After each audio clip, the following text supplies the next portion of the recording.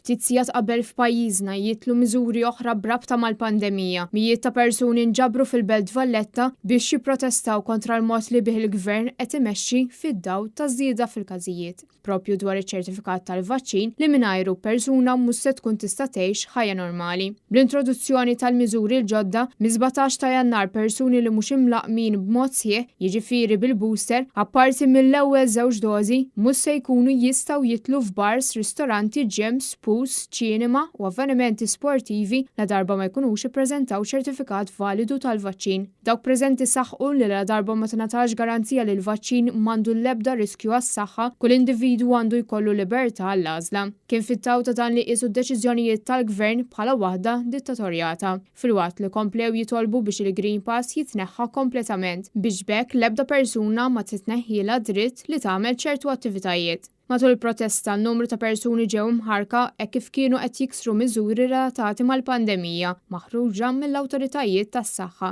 fosthom l-ilbies tal-maskri li jistgħu ma jintlibsux biss minn persuni li jkunu mlaqma bil-booster ġala darba jkunu fi gruppi ta' inqas minn tnejn. Intant fl-aħħar jiem il-Partit Nazzjonalista appella lill-Gvern biex jirtira l-miżuri li se jitlu fi-17 ta' Jannar li effettivament jagħmlu l-booster tal-vaċċin obbligatorju. Filwaqt li l-Partit Nazzjonalista jappoġġja bisħieħ il-parir tal-professjonisti tas-saħħa biex jittieħed il-vaċċin u l-booster kemm għal raġunijiet ta' sigurtà personali kif ukoll is-saħħa pubblika, il-partit jemmen ukoll fid-drittijiet tan-nies li jieħdu d-deċiżjoni għalihom infushom, speċjalment fil-kuntest li qed jinbidel fil-pandemija. Il-Partit Nazzjonalista jinsab fiduċjuż li meta jingħataw l-informazzjoni tajba, in-nies ikunu responsabbli fl-għażliet u fl-attitudnijiet tagħhom, filwaqt li jkunu aktar rispettużi lejn l-oħrajn, speċjalment dawk li huma vulnerabbli.